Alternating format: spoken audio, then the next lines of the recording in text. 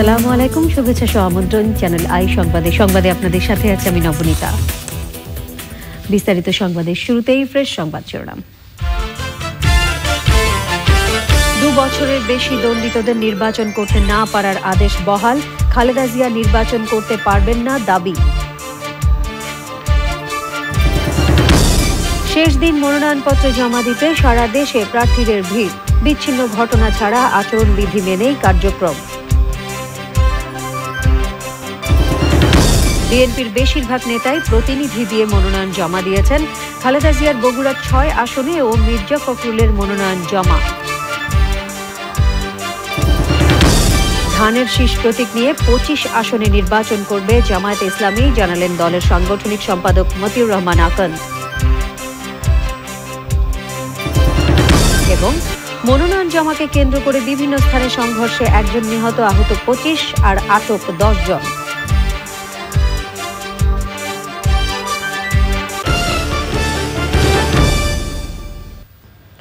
সংবাদ শিরোনামগুলো জানাচ্ছিলাম। এখনকার এই সংবাদ আয়োজন একই সঙ্গে চ্যানেলে অনলাইনের লাইভ টিভি এবং চ্যানেলে অনলাইনের ভেরিফাইড ফেসবুক পেজেও সরাসরি প্রচার হচ্ছে। যাচ্ছি পুরো সংবাদে। বিচারিক আদালতে 2 বছরের বেশি সাজা হলে আপিল বিচারাধীন থাকা অবস্থায় কেউ নির্বাচনে অংশ নিতে পারবেন না বলে হাইকোর্টের দেয়া আদেশ বহাল রেখেছেন আপিল বিভাগ। এই আদেশের ফলে বেগম খালেদা জিয়া সহ দুর্নীতির দায়ে সাজা পাওয়া ব্যক্তিরা আসন্ন জাতীয় সংসদ নির্বাচনে অংশ নিতে পারবেন না বলছে রাষ্ট্রপক্ষ। আফরোজা হাসি জানাচ্ছেন। দুর্নীতি মামলায় বিচারিক আদালতে 2 বছরের বেশি সাজা হলে আপিল বিচারাধীন থাকা অবস্থায় কেউ নির্বাচনে অংশ নিতে পারবেন না। হাইকোর্টের দেয়া এমন আদেশের বিরুদ্ধে আপিল বিভাগে আবেদন করেছিলেন বিএনপি নেতা ডাক্তার AZM জাহিদ। সেই আবেদনের উপর শুনানি শেষে নো অর্ডার দেন প্রধান বিচারপতির নেতৃত্বে আপিল বিভাগের পূর্ণাঙ্গ বেঞ্চ।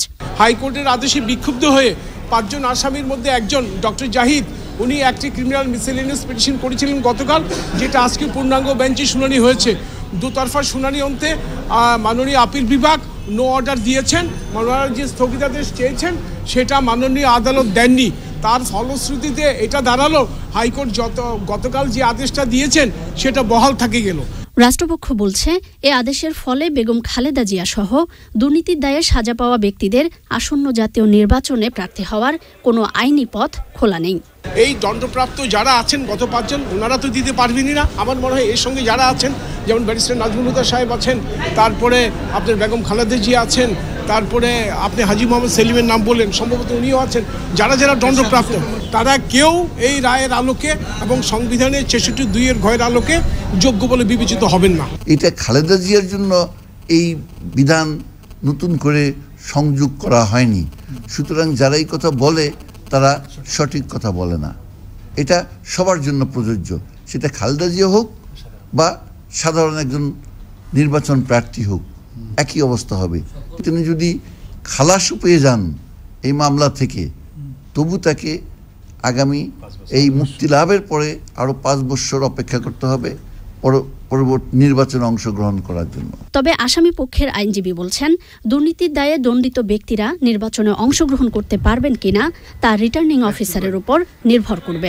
এটা পারবে কি পারবে না এটা কখনোই আগে থেকে বলা উচিত না। এটা ওনার বক্তব্য বা ওনার সাবমিশন, কিন্তু এটা রিটার্নিং অফিসারের jurisdiction. Returning officer will decide যে ইলেকশন করতে পারবেন কি পারবেন না। যতক্ষণ রিটার্নিং অফিসার ডিসাইড করছেন না, ততক্ষণ পর্যন্ত বলা যাচ্ছে না যে ইলেকশন করতে পারবেন না। এর আগে মঙ্গলবার নির্বাচনে অংশ নিতে বিচারিক আদালতে দেয়া সাজা বাতিলে আমানুল্লাহ আমান সহ বিএনপির 5 নেতার করা আবেদন খারিজ করেন হাইকোর্ট।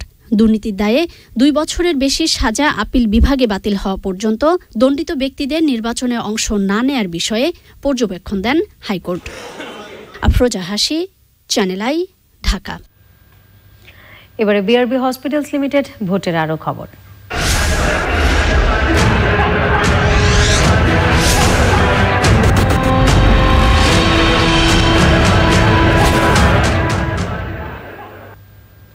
আজকের ভোটের খবর নিয়ে আমাদের সঙ্গে যোগ দিচ্ছেন সহকর্মী ইসমাত। ইসমাত, ধন্যবাদ নবনীতা। ভোটের খবরের আজকের আয়োজনে সকলকে স্বাগত জানাচ্ছি আমি ইসমাত। আজ শুরুতেই থাকছে সারা দেশে মনোনয়নপত্র জমা দেবার খবর। 30 ডিসেম্বরের ভোটের লড়াইয়ের জন্য সারা দেশে 300টি আসনে মনোনয়নপত্র জমা দিয়েছেন প্রায় 2000 সম্ভাব্য প্রার্থী। নিবন্ধিত 39টি দলের সকলেই অংশ নিচ্ছে একাদশ জাতীয় সংসদ নির্বাচনে। জোটের ব্যানারে এর বাইরে থেকেও অংশ নিচ্ছে আরও অনেক দল। মনোনয়নপত্র গ্রহণ করে রিটার্নিং কর্মকর্তারা বলেছেন, অংশগ্রহণমূলক নির্বাচনকে অবাধ করার জন্য ইসি নির্দেশই প্রথম এবং শেষ কথা। আরও জানাচ্ছেন সোমা ইসলাম। একাদশ জাতীয় সংসদ নির্বাচনে অংশ নেবার জন্য মনোনয়নপত্র জমা দেওয়ার শেষ দিন সকাল থেকে সারা দেশে রিটার্নিং ও সহকারী রিটার্নিং অফিসারের কার্যালয়ে আসতে থাকেন সম্ভাব্য প্রার্থী ও তাদের প্রতিনিধিরা। ঢাকা মহানগরীর 15টি সংসদীয় আসনের সম্ভাব্য প্রার্থীরা বড়সড় কোনো নির্বাচনী আইন লঙ্ঘন না করে প্রতিদ্বন্দ্বিতাপূর্ণ নির্বাচনের মেজাজে মনোনয়নপত্র জমা দেন।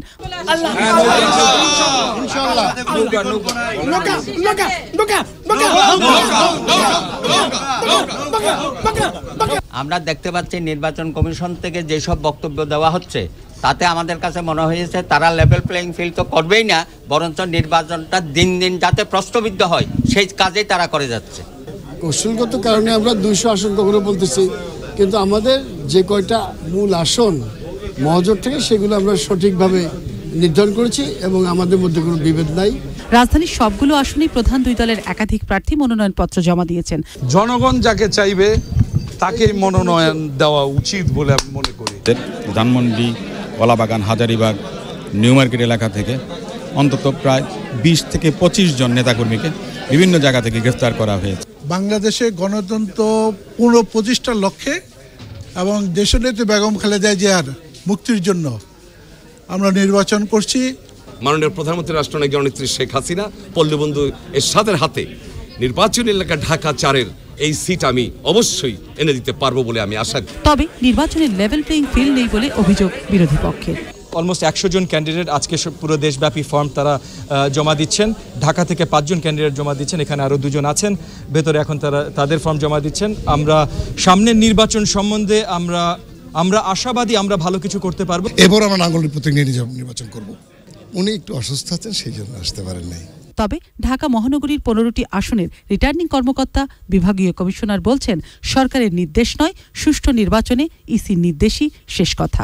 একটি অবাধ, নিরপেক্ষ, সুষ্ঠু নির্বাচনের লক্ষ্যে যা যা করা দরকার, যে সমস্ত পদক্ষেপ গ্রহণ করা দরকার, আমরা এবং আমার সহকর্মীরা সেটা আমরা করছি। তো আমার বিশ্বাস যে আপনি যে প্রশ্ন করেছেন যে এটি নিরপেক্ষ থাকবে কিনা, আমার পূর্ণ বিশ্বাস যে আমরা ইনশাআল্লাহ একটি সুন্দর, সুষ্ঠু, নিরপেক্ষ নির্বাচন অনুষ্ঠান করতে পারবো। মনোনয়নপত্র বাছাই 2 ডিসেম্বর, প্রার্থিতা প্রত্যাহার 9 ডিসেম্বর এবং প্রতীক বরাদ্দ 10 ডিসেম্বর। এরপর 11 ডিসেম্বর থেকে প্রচারণা। সোমা ইসলাম, চ্যানেল আই, ঢাকা। সারা দেশে বিএনপি প্রায় 800 প্রার্থী মনোনয়নপত্র জমা দিলেও অনেক প্রার্থী রিটার্নিং কর্মকর্তার কার্যালয়ে উপস্থিত হননি। মামলাসহ বিভিন্ন কারণে প্রার্থীরা নিজেরা না এসে প্রতিনিধিদের মাধ্যমে মনোনয়নপত্র জমা দিয়েছেন। বিস্তারিত রাহুল রায় রিপোর্টে। বেশিরভাগ আসনেই প্রাথমিকভাবে একাধিক প্রার্থী দিয়েছে বিএনপি। এমনকি খোদ চেয়ারপারসনের আসন বগুড়া 6 এবং 7-এও রাখা হয়েছে বিকল্প প্রার্থী। মনোনয়নপত্র জমা দেওয়ার শেষ দিন বিএনপি মহাসচিব মির্জা ফখরুল ইসলাম আলমগীর বগুড়া 6-এর পর নিজের মূল আসন ঠাকুরগাঁও 1-এও জমা দিয়েছেন মনোনয়নপত্র। আমরা আমাদের নমিনেশন দিয়েছি ইতিমধ্যে প্রায় একটি আসনে 2-3টা করে, যাতে করে আমরা পরবর্তীকালে এখান থেকে আমরা সিলেক্ট করতে পারি। বগুড়া আসনে যেটা করছি সেটা সম্পূর্ণ দলের নির্দেশে, আমার অ্যাক্টিং চেয়ারপারসনের নির্দেশে, দেশনেত্রী বেগম খালেদা জিয়ার মুক্তির দাবিতে। মহাসচিব নিজে মনোনয়নপত্র জমা দিলেও অনেক জায়গাতেই বিএনপি প্রার্থীরা প্রকাশ্য হননি। মনোনয়নপত্র জমা দেওয়ার শেষ দিনে রিটার্নিং অফিসারের কার্যালয়গুলোতে বিএনপির বেশিরভাগ প্রার্থী মনোনয়নপত্র জমা দেন প্রতিনিধিদের মাধ্যমে। একই চিত্র ছিল রাজধানীতে। ঢাকা 8 আসনে মির্জা আব্বাস, 9-এ তার স্ত্রী আফরোজা আব্বাস এবং ঢাকা 12 আসনের সাইফুল আলম নীরব সহ বিএনপির অনেক প্রার্থী প্রতিনিধিদের মাধ্যমে জমা দিয়েছেন মনোনয়নপত্র। অনেকে না আসার মূল কারণ হচ্ছে এখনও নিরাপত্তার অভাব বোধ করছি আমরা যারা বিরোধী দলে আছি। গ্রেফতার আতঙ্ক এবং বিমাতা সুলভ বলবো না, আমি বলবো যে বৈষম্য, এই বৈষম্যটা চরমভাবে প্রকট বলেই আমরা এই নিরাপত্তাহীনতার কারণে অনেকে আসছে না। বিএনপি প্রার্থীদের কেউ অবশ্য সশরীরে আসেন রিটার্নিং অফিসারের কার্যালয়ে। আমার নির্বাচনী এলাকা মোহাম্মদপুর, আদাবর এবং শেরবাংলানগর। এই এলাকার আমি যেটা চাই যে আজকের এই মুহূর্তে জমা দেওয়ার পর থেকে অন্তত আমার দলের, আমার জোটের, আমার ফ্রন্টের যে সমস্ত দল আছে কোনো নেতা কর্মীকে অন্তত এই মুহূর্তের পর থেকে আর গ্রেপ্তার করা হবে না। আমার প্রত্যাশা যদি সুষ্ঠুভাবে নির্বাচন হয় আমরা বিপুল ভোটে ওখান থেকে জয়লাভ করবো 7 থেকে ইনশাল্লাহ। দেশে গণতন্ত্র প্রতিষ্ঠা করার জন্য আজকে আমরা নির্বাচনে গিয়েছি এবং ইনশাল্লাহ জনগণ আমাদেরকে ভোট দিবে এবং আমরা জয়যুক্ত হব ইনশাল্লাহ। আপাতত বিএনপির 800 প্রার্থী থাকলেও যাচাই বাছাইয়ের পর তা 250-র নিচে নেমে আসবে। বাকি আসনগুলো 20 দল ও জাতীয় ঐক্যফ্রন্টের শরিকদের জন্য ছেড়ে দেবে বিএনপি। শরিকরা ছাড়া জামায়াতও নির্বাচন করবে বিএনপির প্রতীক ধানের শীষে। রাহুল রায়, চ্যানেল আই, ঢাকা। সারা দেশে ধানের শীষ প্রতীক নিয়ে 25টি আসনে নির্বাচন করছে জামায়াতে ইসলামী বাংলাদেশ। জামায়াতে ইসলামের secretary general doctor Shafiqur Rahman ধানের শীষ প্রতীক নিয়ে ঢাকা 15 আসনে নির্বাচন করবেন। দুপুরে ঢাকা মহানগরীর রিটার্নিং কর্মকর্তার কার্যালয়ে তার পক্ষে মনোনয়নপত্র দাখিল করেন জামায়াতের সাংগঠনিক সম্পাদক অ্যাডভোকেট মতিউর রহমান আকন্দ। পরে তিনি জানান, ধানের শীষ প্রতীক নিয়েই তারা নির্বাচনের মাঠে থাকবেন। নির্বাচনের পরিবেশ নেই অভিযোগ করে তিনি বলেন, গণতন্ত্র ফেরাতে 30 ডিসেম্বরে নির্বাচনী মাঠে ধানের শীষের প্রার্থী জামায়াতে ইসলামী। আন্ডারস্ট্যান্ডিংয়ের ব্যাপার, অনেকেই অনেক জায়গায় সম্ভাবনাকে সামনে রেখে নির্বাচনে প্রতিদ্বন্দ্বিতার জন্য প্রার্থী হবে, পরে আলোচনার মাধ্যমে সেটা সিদ্ধান্ত হবে। অবশ্যই পারবেন, তিনি একজন ভোটার, এই দেশের নাগরিক এবং প্রার্থী। না, আত্মগোপনে নাই। এদিকে মনোনয়নপত্র জমা দেওয়ার শেষ দিনে নাটোরে আওয়ামী লীগের দুই পক্ষের সংঘর্ষে যুবলীগ নেতা নিহত হয়েছে। স্থানীয়রা জানান, আধিপত্য বিস্তারকে কেন্দ্র করেই এমন ঘটনা ঘটেছে। মুন্সিগঞ্জের টঙ্গিবাড়িতে বিএনপির দুপক্ষের সংঘর্ষে 20 জন আহত হয়েছে। এ ঘটনায় উভয় পক্ষের 10 জনকে আটক করেছে পুলিশ। অপরদিকে আধিপত্য বিস্তারকে কেন্দ্র করে ঝিনাইদহে প্রতিপক্ষের হামলায় আওয়ামী লীগ ও ছাত্রলীগের 3 নেতাকর্মী আহত হয়েছেন। স্থানীয়রা জানিয়েছেন, দীর্ঘদিন ধরে চলা দলীয় বিরোধেই এমন ঘটনা ঘটেছে। আহতদের ঝিনাইদহ সদর হাসপাতালে ভর্তি করা হয়েছে। শেষ হলো একাদশ জাতীয় সংসদ নির্বাচনে মনোনয়নপত্র জমা দেওয়া। উৎসবের রং থাকলেও নির্বাচনী আচরণবিধি মানার একটি প্রবণতা দেখা গেছে সকল দলের প্রার্থীদের ভেতরে। ঢাকা এবং ময়মনসিংহ বিভাগের মনোনয়নপত্র জমা দেওয়ার খবর জানাচ্ছেন রিজভী নেওয়াজ। বুধবার মনোনয়নপত্র জমার শেষ দিনে সারা দেশে রিটার্নিং কর্মকর্তা ও সহকারী রিটার্নিং কর্মকর্তার কাছে মনোনয়নপত্র জমা দিয়েছেন বিভিন্ন দলের প্রার্থীরা। দলমত নির্বিশেষে সকলের জন্য কাজ করেছি, সকলের সেবা করার চেষ্টা করেছি এবং এলাকার উন্নয়ন করেছি। এলাকায় যে সকল আমার কাজগুলো হয়তো কিছুটা বাকি আছে, সেগুলো আমি সমাধা করব। দলের সর্বস্তরের নেতাকর্মী অঙ্গ সংগঠন সহ আমাদের সাথে রয়েছে। ইনশাল্লাহ আশা করি আমাদের এই সিটটি ইনশাল্লাহ নৌকার বিজয় হবে। মানুষের আশা আকাঙ্ক্ষা পূরণ করতে সক্ষম হয়েছে। আমি বিশ্বাস করি আমার জনগণ আবারও আমাকে। বঙ্গবন্ধুর মাজার জিয়ারত শেষে গোপালগঞ্জ 2 আসনে শেখ সেলিমের পক্ষে মনোনয়ন জমা দেন তার ভাই এবং 2 ছেলে। কিশোরগঞ্জে সৈয়দ আশরাফুল ইসলামের পক্ষে মনোনয়নপত্র জমা দেন তার পরিবার সদস্যরা। আজকে আমরা সবাই মিলে এসেছি কিশোরগঞ্জ এবং হোসেনপুরবাসীকে সঙ্গে নিয়ে আমার ভাই সৈয়দ আশরাফুল ইসলামের নমিনেশন ফর্মটি জমা দিতে। কালকে আমি আমার ছোট বোন লিপি গিয়েছিলাম ব্যাংককে। ইনশাল্লাহ ওনার শরীরটা এখন অনেকটা ভালো। আশা করি সত্তরই উনি আমাদের মধ্যে ফিরে আসবেন। এর আগে মনোনয়নপত্র জমা দেন রাষ্ট্রপতির বড় ছেলে রেজওয়ান আহমেদ তৌফিক। সাবেক আইজি নূর মোহাম্মদ মনোনয়নপত্র জমা দেন কটিয়াদি উপজেলার সহকারী রিটার্নিং কর্মকর্তার কার্যালয়ে। বিএনপি প্রার্থী শেখ মুজিবুর রহমান ইকবাল, সাবেক ঢাকা বিভাগীয় স্পেশাল জজ রেজাউল করিম খান চুন্নু, খালেদা জিয়ার উপদেষ্টা অ্যাডভোকেট ফজলুর রহমানের পক্ষে তার স্ত্রী অ্যাডভোকেট রেখা আক্তার সহ অন্য প্রার্থীরা রিটার্নিং অফিসারের কাছে মনোনয়নপত্র জমা দেন। নারায়ণগঞ্জে মনোনয়নপত্র জমা দিয়েছেন বিকেএমইএ সভাপতি সেলিম ওসমান। অতীতে যে কোনো সময়ের চেয়ে ভালো রেজাল্ট নিয়েই আল্লাহর রহমতে 30 তারিখের পরে বাংলাদেশের জাতির জনকের কন্যা এই দেশের স্বার্থে আবারও সরকার গঠন করবেন। মুন্সিগঞ্জে মনোনয়নপত্র জমা দিয়েছেন সব মিলে 6 জন। গাজীপুরে আওয়ামী লীগের জাহিদ আহসান রাসেল, বিএনপির তানভীর আহমেদ সিদ্দিকী সহ কয়েকজন মনোনয়নপত্র জমা দেন। গাজীপুর 2 আসনবাসী এই উন্নয়নের ধারাকে অব্যাহত রাখার স্বার্থে আমাদের নৌকা মার্কায় ইনশাল্লাহ বিপুলভাবে বিজয়ী করবে আমাদেরকে। ময়মনসিংহে বিরোধী দলীয় নেতা রওশন এরশাদের পক্ষে মনোনয়নপত্র জমা দিয়েছেন জাতীয় পার্টির সংসদ সদস্য ফখরুল ইমাম। টাঙ্গাইলে ডক্টর মোহাম্মদ আব্দুর রাজ্জাক, অ্যাডভোকেট জোহায়েরুল ইসলাম জোয়াহের, হাসান ইমাম খান, সানোয়ার হোসেন, একাব্বার হোসেন আওয়ামী লীগের মনোনীত প্রার্থী হিসেবে মনোনয়নপত্র জমা দিয়েছেন।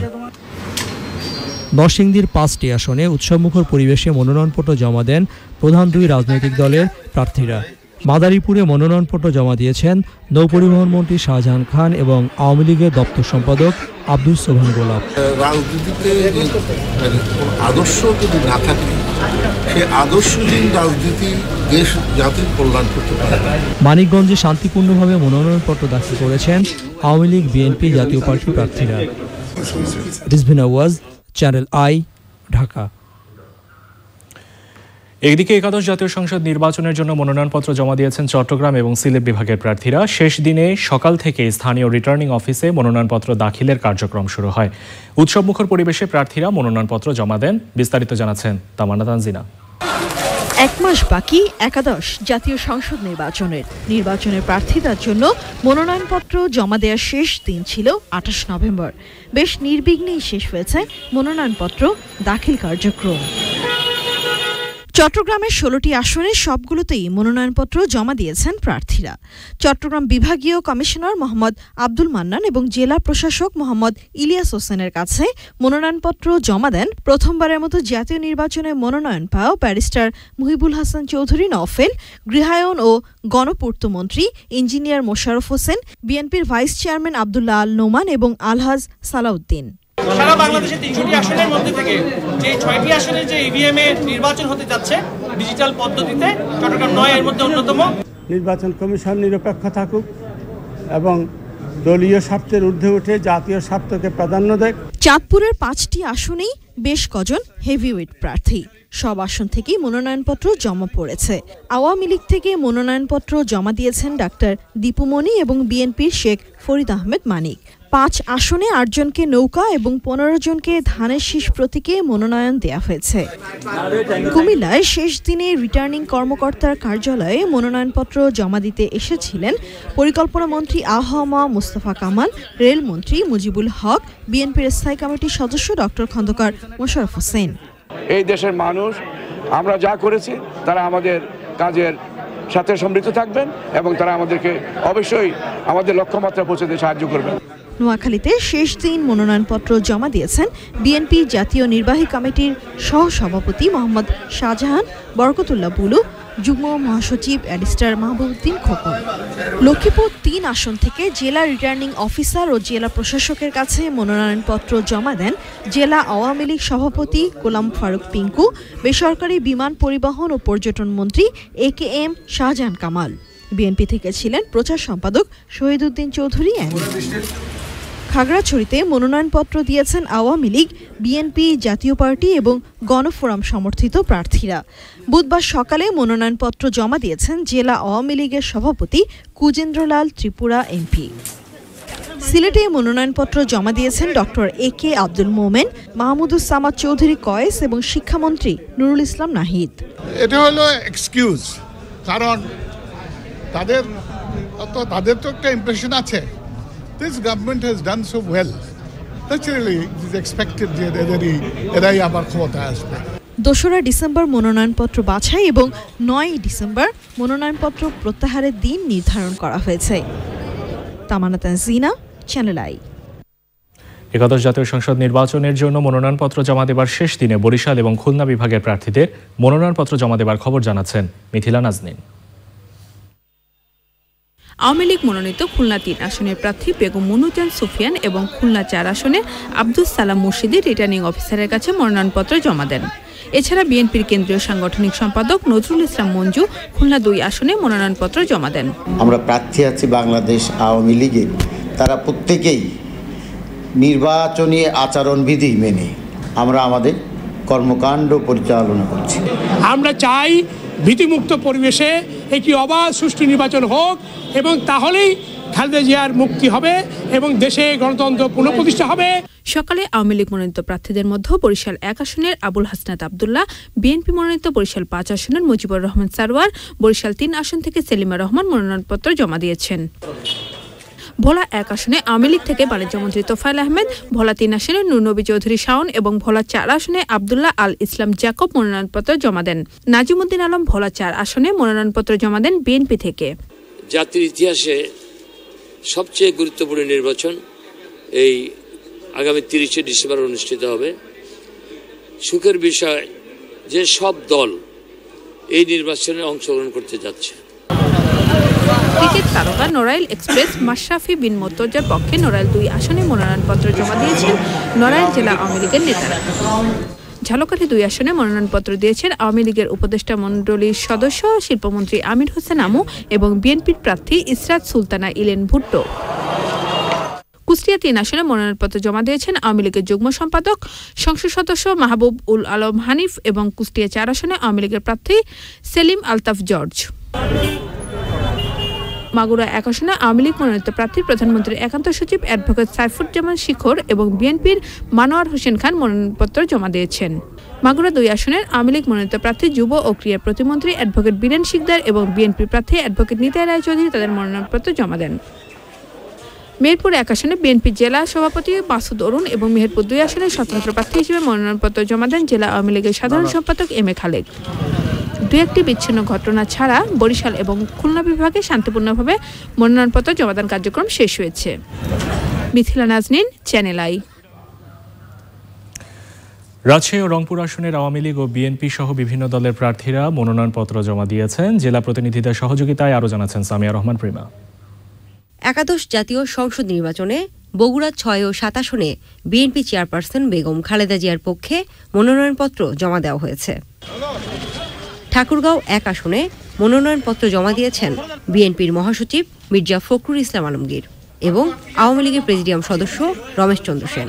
আমার বাড়ি এখানে, আমার মানুষ এখানে, অনেক প্রতিকূলতার মধ্যে দিয়ে আমরা নির্বাচনে অংশ নিচ্ছি। গণতান্ত্রিক নির্বাচন যদি হয়, স্পেস যদি পাওয়া যায়, তাহলে জনগণ অবশ্যই বিজয়ী হবে এবং স্বৈরাচারের পতন ঘটবে। রাজশাহীর 6টি আসনের মধ্যে মনোনয়ন জমা দিয়েছেন 4 আসনে আওয়ামী লীগের প্রার্থী এনামুল হক এবং 2 সদর আসনে বিএনপির প্রার্থী মিজানুর রহমান মিনু সহ অনেকেই। চাঁপাইনবাবগঞ্জের 3টি আসনে আওয়ামী লীগ, বিএনপি সহ অন্যান্য দলের প্রার্থীরা মনোনয়নপত্র জমা দিয়েছেন। নওগাঁ 6টি আসনে মনোনয়ন জমা দিয়েছেন আওয়ামী লীগের বস্ত্র ও পাটমন্ত্রী ইমাজউদ্দিন প্রামাণিক সহ অনেকেই এবং নাটোরের 3টি আসনে জমা পড়েছে আওয়ামী লীগ মনোনীত প্রার্থীদের মনোনয়নপত্র। পাবনা 4 আসনে মনোনয়ন জমা দিয়েছেন ভূমিমন্ত্রী শামসুর রহমান এবং 20 দলীয় জোটের প্রার্থী শিমুল বিশ্বাসের পক্ষে মনোনয়ন জমা পড়েছে। শিমুল বিশ্বাসের পার্টি অফিস থেকে আমরা ডিসি সাহেব এখানে মনোনয়নপত্র জমা দিলাম এবং পাবনা 5 আসনের উনি একক প্রার্থী। রংপুর সদর 3 আসনে জাতীয় পার্টির চেয়ারম্যান হুসেন মোহাম্মদ এরশাদে মনোনয়ন জমা দিয়েছেন জাতীয় পার্টির প্রেসিডিয়াম সদস্য মশিউর রহমান নাঙ্গা। এরপর তিনি রংপুর 1 গঙ্গাচর আসনে নিজ মনোনয়ন জমা দেন। নীলফামারী 1 আসনে জাতীয় পার্টির জাফর ইকবাল সিদ্দিকী, মহাজোটের একক প্রার্থী আসাদুজ্জামান নূর ও বিভিন্ন আসনে বিএনপির একাধিক প্রার্থী মনোনয়ন জমা দিয়েছেন। নীলফামারী শহরটাকে বাংলাদেশের অন্যতম শ্রেষ্ঠ জেলা শহরে পরিণত করতে চাই। দিনাজপুরের সদর 3 আসনের আওয়ামী লীগের প্রার্থী হিসেবে মনোনয়ন জমা দিয়েছেন জাতীয় সংসদের হুইপ ইকবালুর রহিম ও 2 আসনে আওয়ামী লীগের কেন্দ্রীয় সাংগঠনিক সম্পাদক খালিদ মাহমুদ চৌধুরী। এছাড়া বিএনপি, জাতীয় পার্টি ও কমিউনিস্ট পার্টির প্রার্থীরা মনোনয়ন জমা দিয়েছেন। এগিয়ে চলছে বাংলাদেশ, তারই ধারাবাহিকতায় আমি আমার নির্বাচনী এলাকাও প্রায় 3.5 কোটি টাকার উন্নয়ন কর্মকাণ্ড করেছি। লালমনিরহাট 3 আসনের মহাজোটের প্রার্থী জাতীয় পার্টির ভারপ্রাপ্ত চেয়ারম্যান জিএম কাদের ও বিএনপির সাংগঠনিক সম্পাদক আসাদুল হাবিব দুলু সহ বিভিন্ন আসনে মনোনয়নপত্র জমা পড়েছে। কুড়িগ্রামের 4টি আসনেই বিএনপির একাধিক প্রার্থী সহ আওয়ামী লীগ, জাতীয় পার্টি, ইসলামী আন্দোলন ও স্বতন্ত্র প্রার্থীরা মনোনয়ন জমা দিয়েছেন। Samia Rahman Prima, channel I. এদিকে নেত্রকোনা 4 আসনে আওয়ামী লীগ থেকে মনোনীত প্রার্থীর মনোনয়ন বাতিলের দাবিতে শহরের মোক্তারপাড়ায় সড়ক অবরোধ করে মানববন্ধন হয়েছে। রেবেকা মোমিনের মনোনয়ন বাতিল করে শফি আহমেদকে মনোনয়ন দেবার দাবি জানান তার সমর্থকরা। তারা বলেন 90-এর স্বৈরাচার বিরোধী আন্দোলনের ছাত্রনেতা শফি আহমেদকে মনোনয়ন না দিলে আন্দোলনে নামবেন তারা। নেত্রকোনা 1 আসনে আওয়ামী লীগের মানু মজুমদারের মনোনয়ন বাতিলের দাবিতে গত 3 দিন ধরে বিক্ষোভ এবং ধাওয়া পাল্টা ধাওয়া চলছে।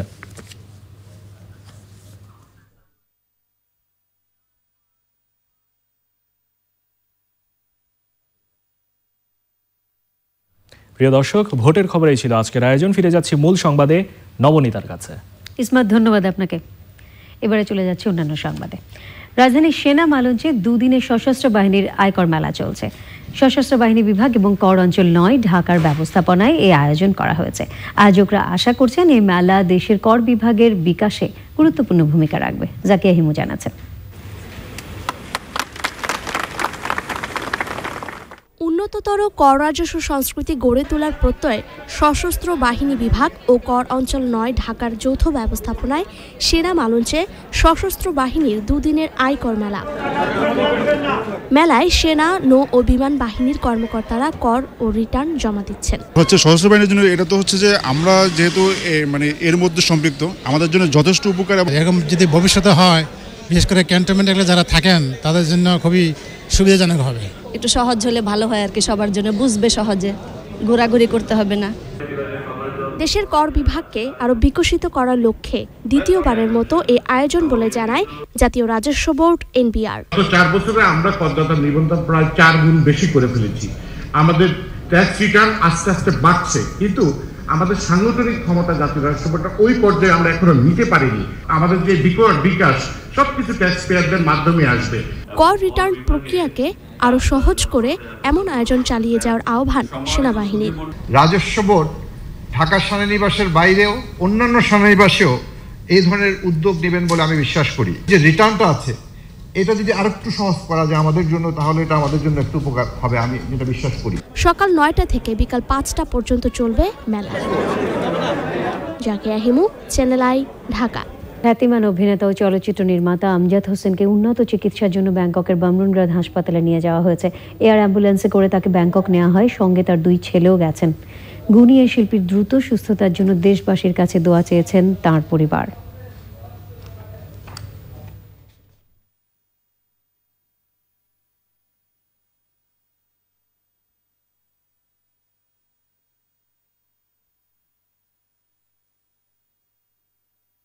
চেয়েছেন তারা যাতে কোনো প্রকার সমস্যা না হয়।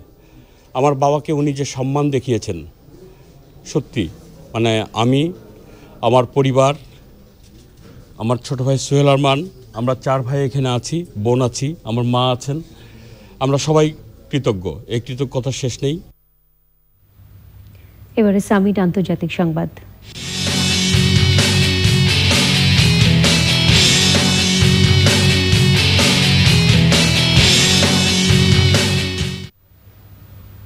রুশ সীমান্তে ইউক্রেনে জারি করা সামরিক আইন আজ থেকে কার্যকর হয়েছে। ক্রিমিয়া উপকূলে ইউক্রেনের 3টি যুদ্ধজাহাজে রুশ সেনাদের হামলার ঘটনার প্রতিবাদে এই সামরিক আইন জারি করে ইউক্রেন পার্লামেন্ট।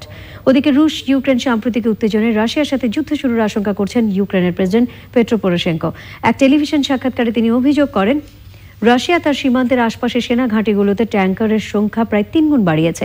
এই পরিস্থিতিতে ইউক্রেনের প্রতি সমর্থন বাড়াতে ইউরোপীয় ইউনিয়নের দেশগুলোর প্রতি আহ্বান জানিয়েছে যুক্তরাষ্ট্র। ইউক্রেন ইস্যুতে রাশিয়ার উপর নিষেধাজ্ঞা আরও জোরদারের পরামর্শ দিয়েছেন মার্কিন পররাষ্ট্র মন্ত্রণালয়ের মুখপাত্র। ক্রিমিয়া উপকূলে রুশ সেনাবাহিনীর কর্মকাণ্ডের সমালোচনা করেছেন মার্কিন প্রেসিডেন্ট ডোনাল্ড ট্রাম্প। বলেছেন, এ ধরনের আগ্রাসন তিনি পছন্দ করেন না।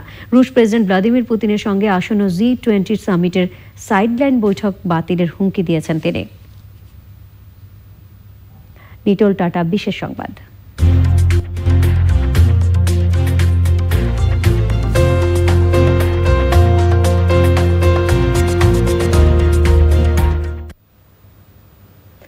বঙ্গবন্ধু শেখ মুজিবুর রহমানের জীবন ভিত্তিক গ্রাফিক নভেল মুজিব জাপানি ভাষায় প্রকাশিত হয়েছে।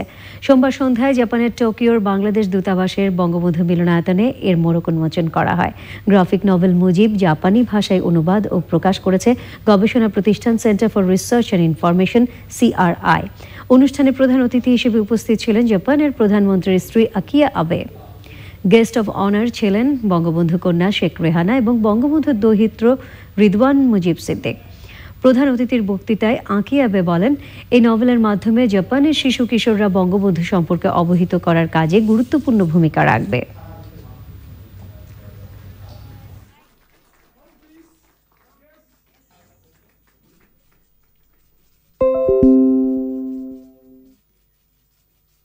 As part of this, the graphic novel series is one of our projects which aims to take history to young people in a way that they can enjoy, share with their friends, and also understand.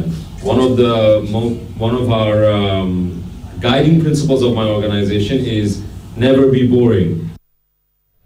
Islami bank অর্থনীতি সংবাদ।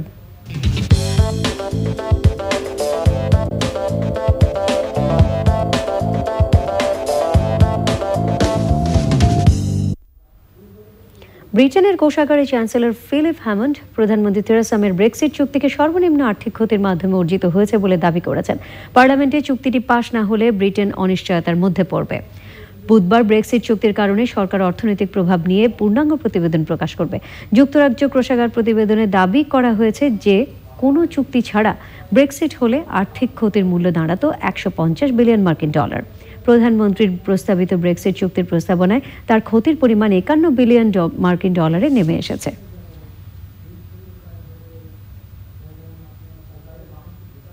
A1 soundless water pump কৃষি সংবাদ।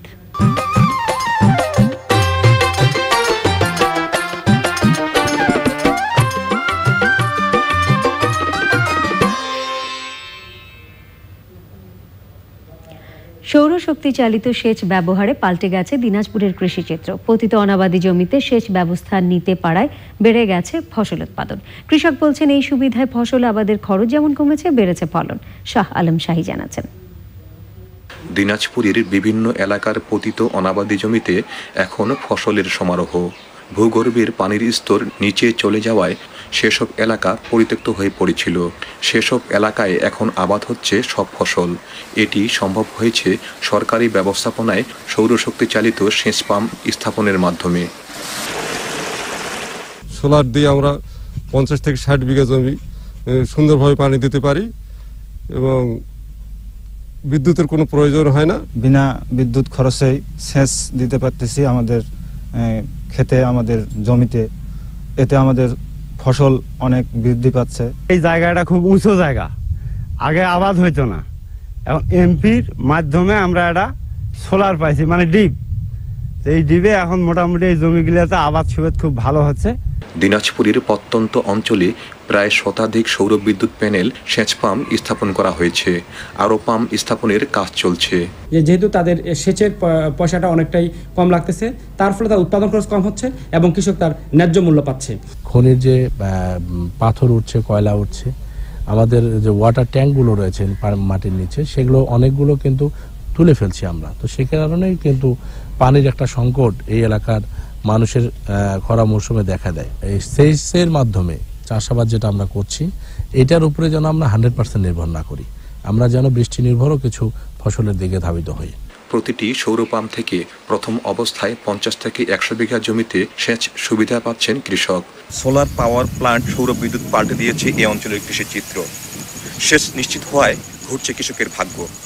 দিনাজপুর থেকে শাহ আলম শাহী, channel I. এখন দেখবেন প্রকৃতি সংবাদ।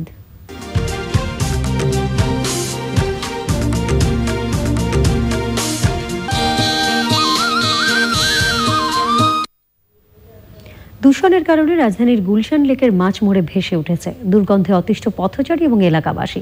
বিশেষজ্ঞরা পানি পরীক্ষা করে মাত্রাতিরিক্ত দূষণের বিষয়টি নিশ্চিত করেছেন। তারা বলছেন আশপাশের ময়লা পানি ড্রেন বা পাইপের মাধ্যমে লেকে ফেলায় পানি দূষিত হচ্ছে। জাদুজ্জামান জানাচ্ছেন। লিংক রোডগুলো নির্মাণ করার পর গুলশান লেক খণ্ড খণ্ড হয়ে পড়ে, আটকে যায় পানি প্রবাহ। তার উপর ড্রেন ও পাইপের মাধ্যমে আসা ময়লা পানি দূষিত করছে স্থির পানির এই লেক। শুষ্ক মৌসুমে দূষণের মাত্রা বাড়ে। এবার পানি এত মাত্রায় দূষিত হয়েছে যে মরে ভেসে উঠেছে মাছ সহ সব ধরনের জলজ প্রাণী। দুর্গন্ধে টিকতে পারছে না এলাকাবাসী, অতিষ্ঠ পথচারীরাও। ময়রা পয়সা গন্ধ ছুটা যাইতেছে, হ্যাঁ, পরিবেশের পুরো ভারসাম্য নষ্ট করতেছে এবং মানুষের এটার জন্য অনেক অসুখ বিসুখও হয়। রেগুলারলি এটা হচ্ছে। প্রচন্ড মাছ মরেছিল কিছুদিন আগে, পুরো মানে লেকটা সাদা হয়েছিল, তারপরে থেকে গন্ধ শুরু হয়েছে। পানি আরো কমে যাবে, তখন আরো ভয়াবহ গন্ধ এখানে সৃষ্টি হয়। বাহিরের যে সুরেসের লাইনগুলো ঢুকতেছে, ঠিক আছে, এগুলোর জন্য পানি দূষিত হয়ে যাইতেছে, মাছ মারা যাইতেছে। ড্রেনগুলা যদি সিটি কর্পোরেশন অন্য কোনো দিকে ডাইভার্ট করা যায়, তাহলে আমার মনে হয় পানিগুলি ভালো থাকবে, মাছ ভালো থাকবে। মৎস্য অধিদপ্তর এবং স্ট্যামফোর্ড ইউনিভার্সিটি লেকের পানি পরীক্ষা করে দূষণের বিষয়টি নিশ্চিত করেছে। আচ্ছা, আমি এখন বলতেছি, দেখি। সব দিকে ঘুরে দেখলাম যে প্রচুর ময়লা আবর্জনা এই লেকে ফেলা হচ্ছে। ওয়েস্ট ওয়েটারও 2-3টা আউটলেট থেকে আসতেছে। মূলত গোটা জলাশয়ে দূষণ দেখা যাচ্ছে আর কি। এই দূষণের কারণে মূলত মাছগুলো মরতেছে আর কি। এখানে অ্যামোনিয়ার মাত্রা খুব হাই, আমরা প্রাথমিক পর্যবেক্ষণ দেখলাম। মাছ বসবাসের উপযোগী যে পানির গুণগত মান গুলশান লেকে নেই। আশেপাশের বাসাগুলো থেকে কোনোভাবেই কোনো পানি যাতে কোনো লেকে না আসে সেটিকে এনশিওর করতে হবে পরিবেশ অধিদপ্তর রাজুককে। তাহলে কিন্তু পানির গুণগত মান রক্ষা হবে, আমাদের জলজ প্রাণীগুলো রক্ষা হবে। সড়ক নয়, লেকের উপর সেতু নির্মাণের পরামর্শ এই বিশেষজ্ঞের। গুলশান লেকটাকে বিভক্ত করে ফেলা হয়েছে এই লিংক রোড দ্বারা। যদি এই রাস্তা না করে, ব্লক না করে, এইটার উপর দিয়ে যদি ব্রিজ করে দিত, তাহলে হয়তোবা এত মাত্রায় এত পানি খারাপ হতো না। লেকের মৎস্য চাষিরা পানি পরিষ্কার করতে সকাল বিকাল ওষুধ ছিটাচ্ছে। Zahiduzzaman, Channel I, Dhaka. পপুলার লাইফ ইন্স্যুরেন্স বাণিজ্য সংবাদ।